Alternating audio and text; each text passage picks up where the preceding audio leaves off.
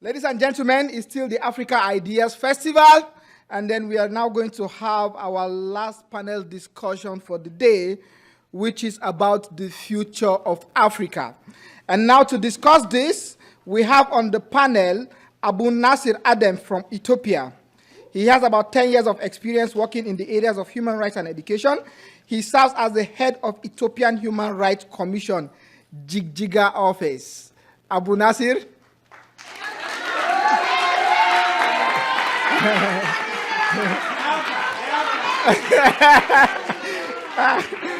Also on the panel is no other than Hussein Aden from Djibouti. He is a dedicated program development professional with a passion for civic engagement and community empowerment. And please also join me in welcoming Abiola Duro-Dala from the Giants of Africa, Nigeria. He has more than 5 years of experience as an urban development planner and project manager. He is team lead of Advocacy, a youth-led civic tech organization that is deepening participatory democracy in Nigeria through its data-driven digital platform. Also on the panel is none other than our South Sudanese brother, Annie Biko Kosa. Welcome.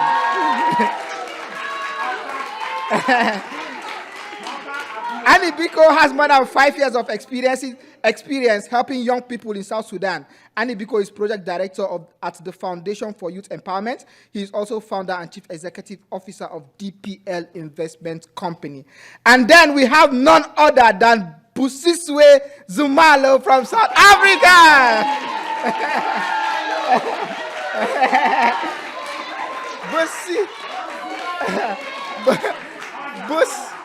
Busi, as we call her, has 8 years of experience in human rights and activism. Busiswe is an advocacy and research consultant at the South African Liaison Office and focuses on human rights advocacy and foreign policy. And then we have our own diplomat, none other than Babolo Chisemele from Botswana. Babo is an assistant research officer for the Parliament of Botswana. He first worked as a journalist from 2006 to 2020. He traveled the length and breadth of Africa and a few parts outside Africa, covering issues of global importance. And then to moderate this session is none other than Cassandra Dorasimi from South Africa. Cassandra is a research consultant at Amnesty International South Africa. She has previously worked on community development and health policy research. Cassandra, over to you.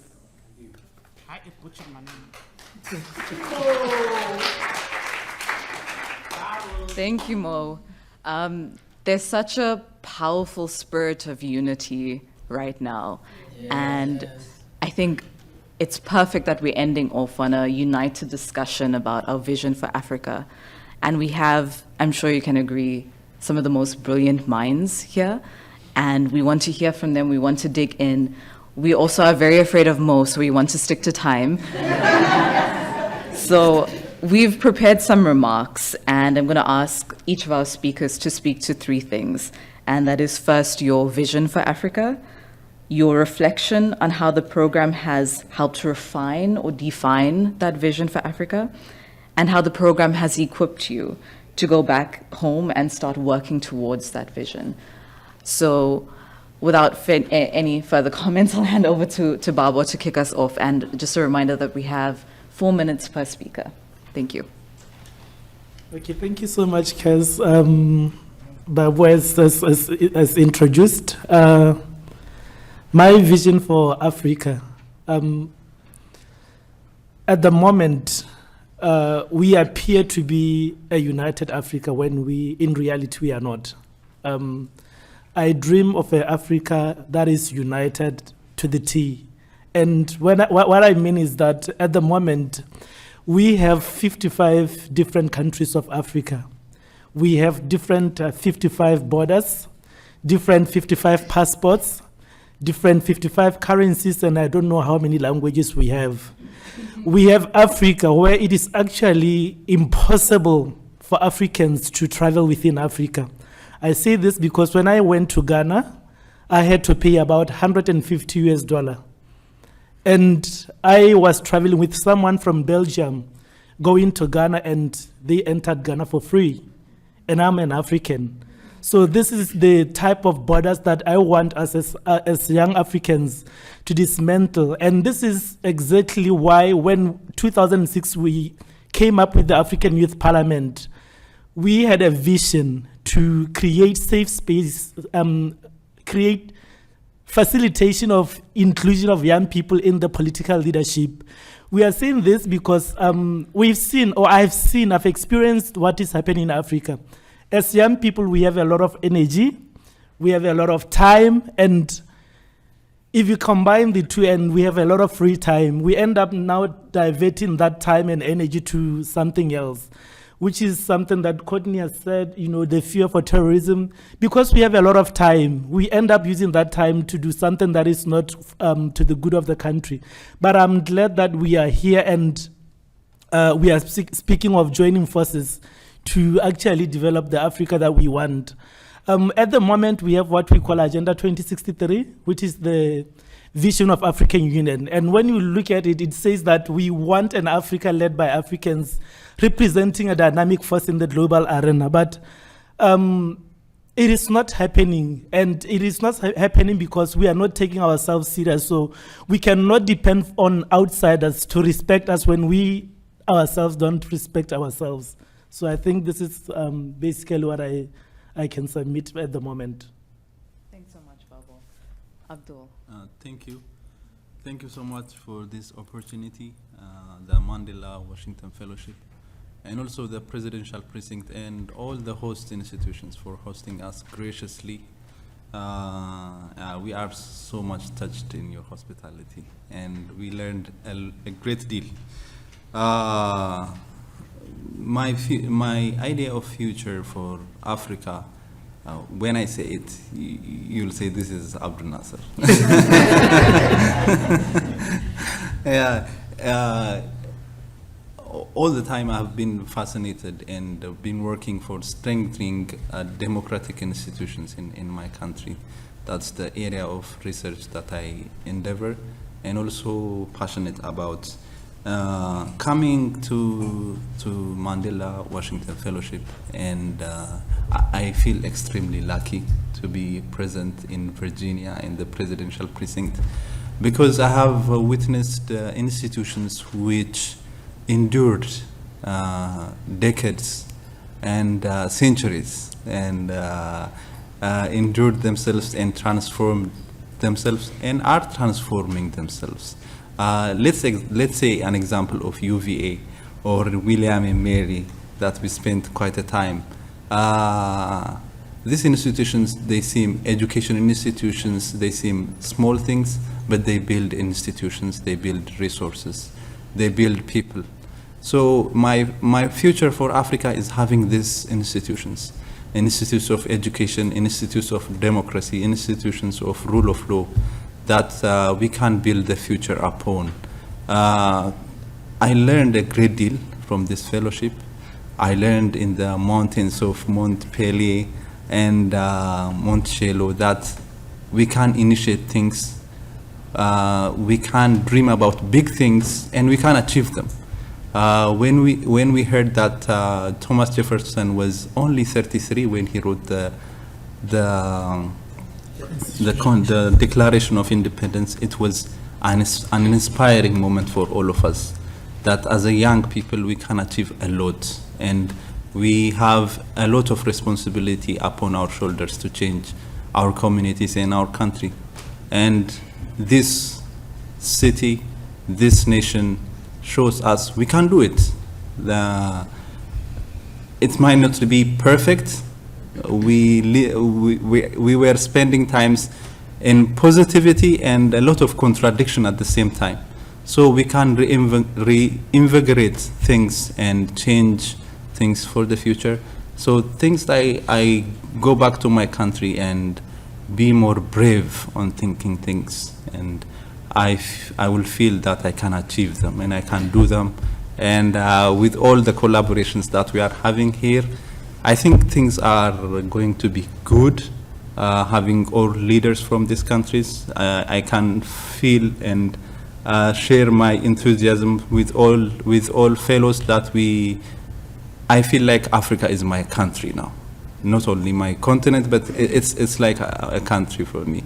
So this is my vision and a big, bold dream, but something that can be achieved.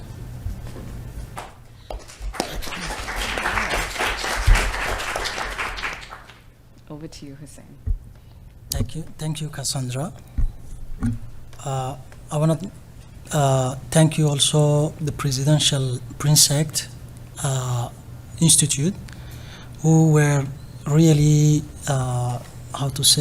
patient with us, even if we have been through a lot of things. But today, I would like to share with you my vision for African continent. My vision is to create a safe place, a place that allows women to be empowered, a place which is women can develop themselves. As you know, in Africa we are facing so many pressing from climate change, and it's not easy. And the wealthiest countries in the world are doing nothing to bring something to the table, because those actions, it's from them. It's not from Africa. Africa, it's not industrialized countries. And Asian, European, and I will say American countries are the one who producing more pollution. And in the most of the time, women and girls are the most impacted person in Africa. So in this future, Africa women and girls will have access, with my vision, they are going to have access to the education, to the knowledge resources, in the area of renewable energies. They are going also to learn sustainable agriculture, to be more independent and to face with confidence to the climate change. I see the continent of Africa where gender-based violence it's eliminated once and for all. Can you imagine that till now, in 21st century, that some people, they are practicing FGM, they are practicing domestic violence, and nobody are here for them to help them. Nobody advocate for them. So my vision is to advocate people who are not, who are voiceless, and I want to represent their concerns, their issue, and bring those things to the people who deciding. My vision for African country is also to empower the participation of women in the political landscape. Thank you.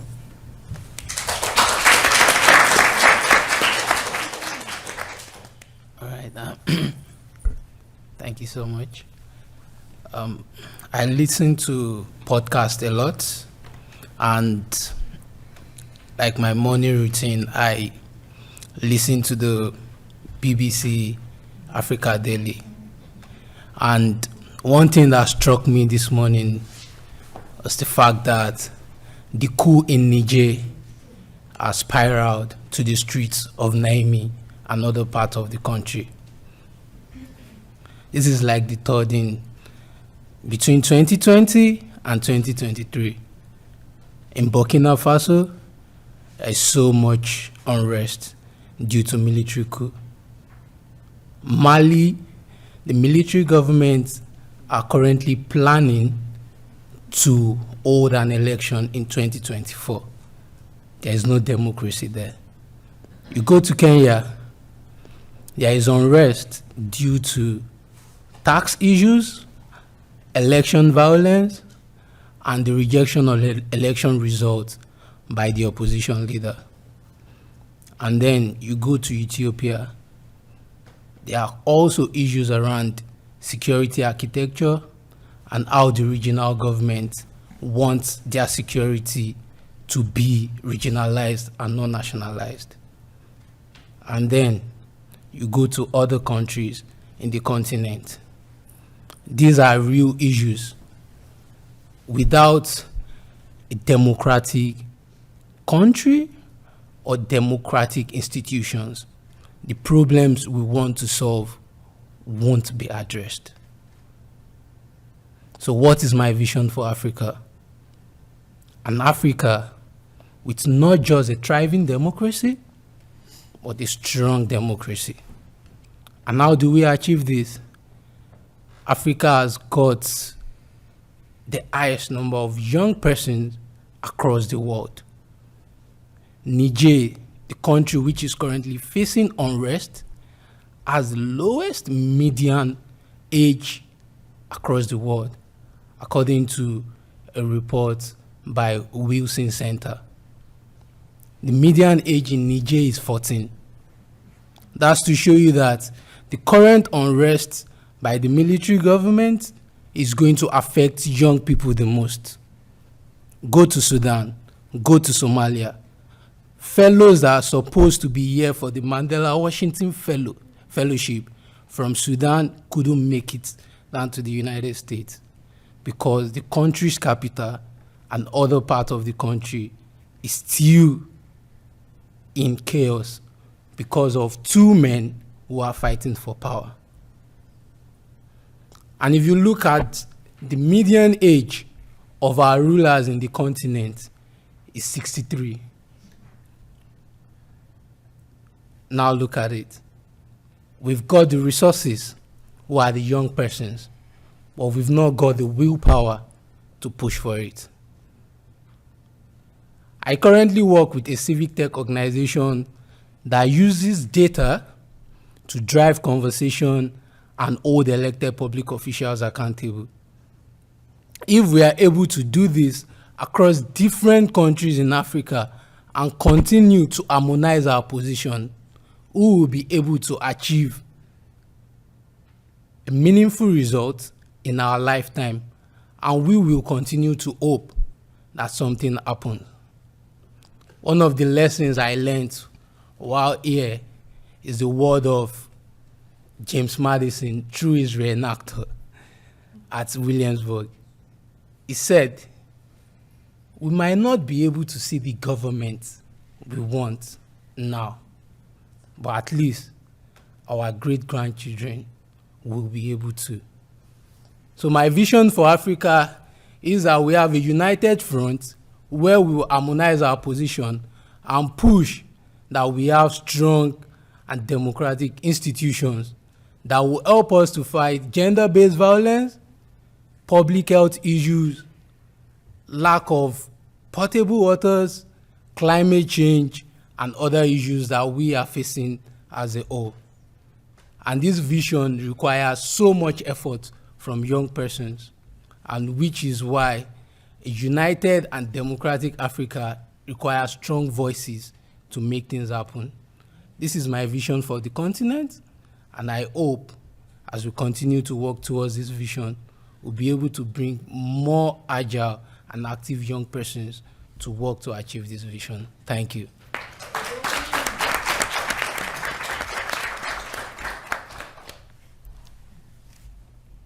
Thank you, everyone. I'm called Anibiko Martin Kosa, and I think I cannot introduce myself any better than what Mohammed already did. My vision for Africa is to see a prosperous Africa, where basic human rights, such as the right to health, the right to decent housing, shelter, the right to education, etc., is respected. Let me take your attention to what has been happening back home in Africa. Right now in Kenya, there are thousands of youth on the street.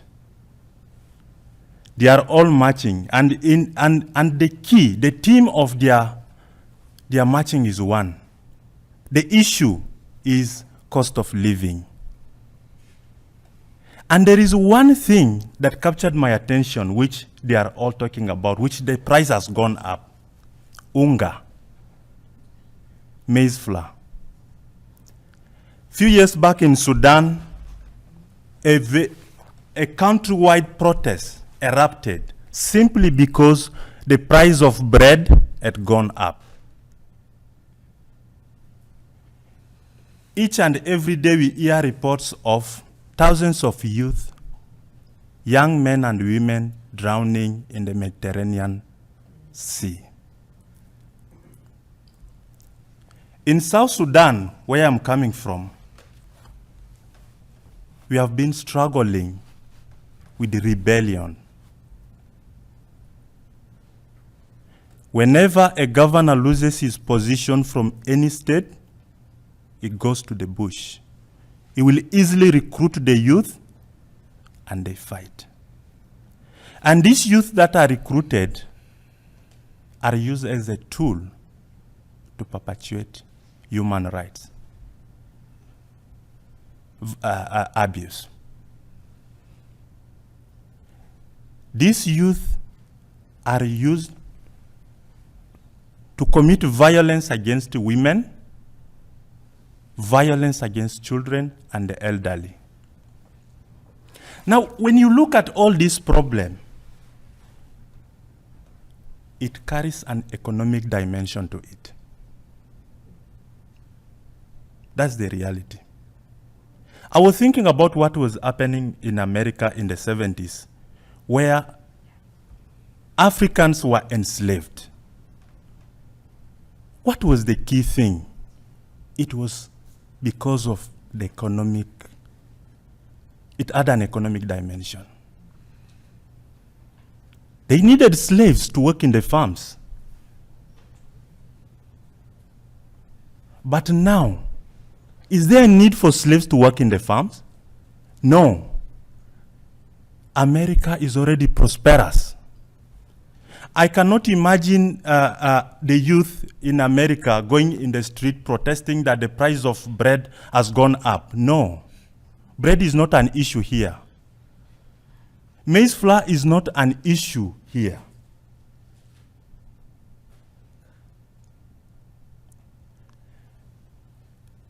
And that is why, allow me to echo the words of Courtney. It really resonated with me so well. He said, it's time for America to review their approach toward Africa. Try to look at human rights at a 3D view. Don't look at it in one angle. Look at it in all dimensions. The youth in South Sudan who are being recruited into armed rebellion, first of all, they are illiterate. Trust me, nobody can tell me to join him in the bush. I cannot do that. And also, they have no means of survival. So they are used as a tool for violence. They are easily manipulated by politicians. So that is why, if we want human rights to be respected in Africa, if you want a strong democracy, then empower Africa economically.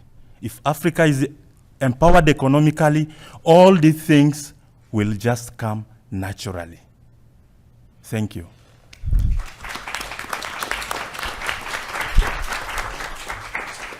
Thank you so much. I would like to build on this. My vision for Africa is having human rights for all. How are you sitting comfortably when people are excluded based on race, class, gender, or any other social category? My vision for Africa is to have an intersectional, progressive Africa. We are the youth that is going to change the future. The future is now. We need to take ownership of our own future.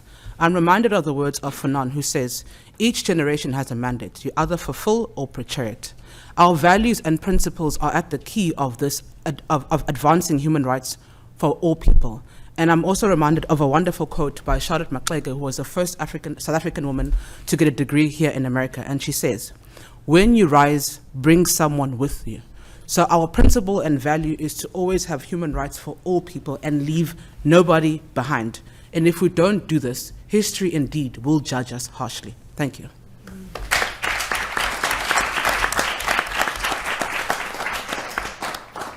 Thank you so much to our panelists. We've heard a diagnosis of what's happening in our countries. We had a vision of where we want to be, and through our networks and through our relationships with you all and amongst us as fellows, we're going to fill in the gap and work towards that Africa that we want. We have time for questions, which is great. So if you have a question that you'd like to present to our panelists, I think you can either speak up from where you are or there's a mic behind you. But please, let's use the opportunity to hear more from these incredible people.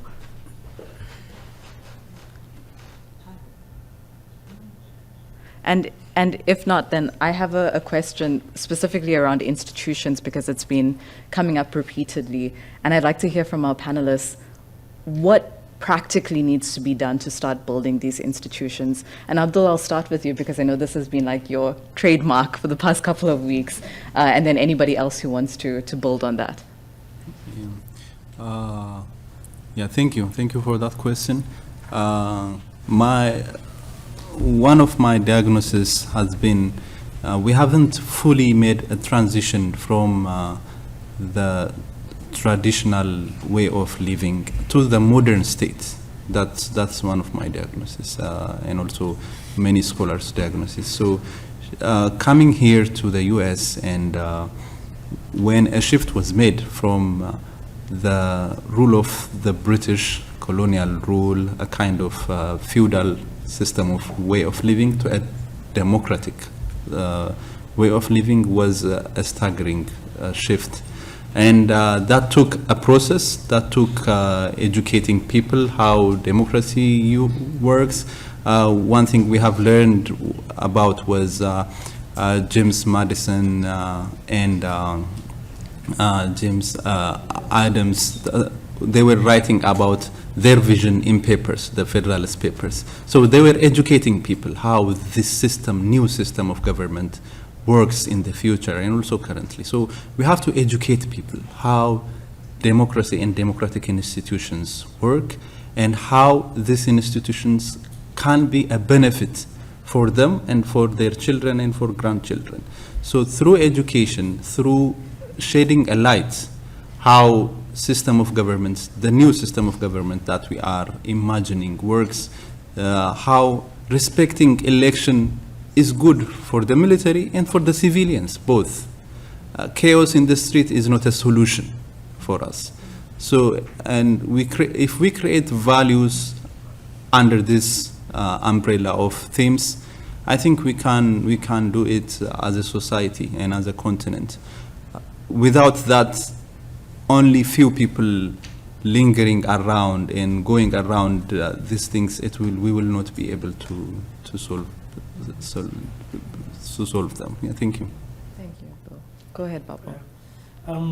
Like Abdul is saying, I think one of the challenges that we really have to face head on is that the fact that when Africa first gained independence, like our first countries that got independence, we adopted the constitutions that were colonial. And secondly, we live in countries that are still operating on the colonial mindset. So we need to change the mindset, and we are the generation that has to actually challenge the constitutions that we have, because we are currently, even though we say that we are not colonized, we still live in colonialism because we are operating from the constitutions that dates back from colonialism. And lastly, I would say that one of the things that we need is to create safe spaces and level the field for young people to penetrate the political landscape. At the moment, I always tell people the average age of a leader in Africa is 64 years, and that of a young person is 24. When you look at the population in Africa, 60% of the population, young people, and you'll find that the 40% is governing the 60%. It is not ideal. This is why we still have Africa going backward when people are going forward. So we need as much as possible young people in the political field and to hold these political dialogues and also to have actually run for office, which is one of the things that I'm actually going to do, to run for office.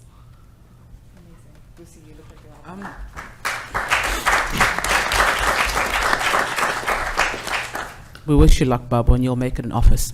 I think one of the things to also add on to this, is to ask yourself, who is leading these institutions? Like my fellows have mentioned, it's an issue of age, it's an issue of gender, etc. I think that's also a fundamental important thing. But I want to move from that. I also think self-introspection in leadership is the most fundamental important. We can speak about all these problems, we can challenge them, we can put them up, but what are we doing about it? What are you doing about that the mean age in Africa of leading is 63 years old? Are you taking up these institutions? Are you taking up space? What are you doing? I think that our actions need to be followed rigorously with more progressive ways, because it's one thing to complain about something, but it's another thing to then change it physically. If we had to go around the room and measure our work and what we're doing, if we had to put a barrier and see a measurement, we would then have a different tactic of how we advocate for these human rights. I think also ourselves, we also have to hold ourselves accountable in this conversation. Thank you.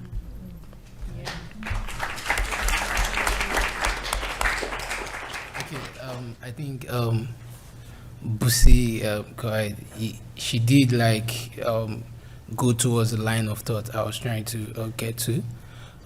Just like I said, we've got a huge number of young persons, and it is very, very important we put in concerted efforts in trying to make these changes happen.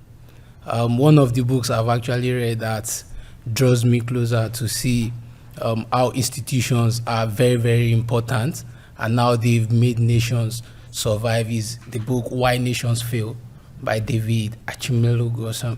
Yeah. So, and from this book, he draws comparison with countries that shares the same border but with different economic prosperity. And you look at it, so it doesn't even have to be where you are. It's now boils down to your mindset, like my friend Adele said. And if you look at Africa and how most of the Pan-African leaders got the liberation from Nze Nyerere, Julius Malema, Julius Nyerere, sorry, Kwame Nkrumah. In Nigeria, when we got our independence, our leaders then, the young Tafawa Balewa, and they were all young. They were within their early 30s to their late 30s. And how did they get this? They had to put in their efforts. Now they went beyond just talking, going to events, writing policy papers. They were confronting these colonial masters. We want our institutions back in our hands. And even if you look at South Africa, Mandela didn't just write papers and expect Washington or any other big institutions to get back to him and say, yes, we are handing this over to you on a platter of gold, take it. Even in Zimbabwe, when the late Robert Mugabe, the guerrilla movement that brought about the independence Zimbabwe got from the Southern Rhodesia, it was all effort, and they were all young. That's one thing you should know. In Nigeria, we had so many coups until 1999, and none of the leaders of this coup were more than 40 years. They were all young military officers. And the funny thing was that when we go back to the Republic, the First Republic in 1999, it was this set of people that now shared the power amongst themselves. Now begs the question, why? They don't want to hand it over again. So there is some sort of like elitism or some sort of power trying to uphold their stranglehold on the whole country. So I think young people need to go beyond just talking. We need to act. And it's very, very good. Babo is running for elections. When he gets to the parliament, it's really help. And we need to continue to educate our people. Now you need to take actions. You need to call leaders out. We need to demand for what we deserve. In Nigeria, there was a protest in 2020 demanding an end to police brutality. Yet, it came with so many complexities and so many issues. But there was huge move into making the police institution in the country respecter of human rights. And we've had, like, yes, it's not perfect now, but there is huge improvement in that. And our democratic institutions too, because of social media, our leaders are afraid. It was visible in our last election. So I think as young people, we just need to go beyond just speaking big grammars now. We need to make people know that, yes, there is a saying in the Bible, the kingdom of God suffereth violence, and violence take it by force. So the leaders who hand it over to us, we need to take actions ourselves. Thank you. Thank you so much. Yes. Can I just add one more thing, Chair? One more thing. I've got a question for everyone. For how long are we going to be quoting Julius Nyerere, Nelson Mandela? You need to be the next Julius Nyerere, Nelson Mandela. We cannot be quoting people who unfortunately have died a long time ago. It's really funny, but also we need to be that. And also ask yourselves amongst us, who is the next Nelson Mandela? Thanks. Okay, Busi couldn't have ended it off in a better way. Thank you.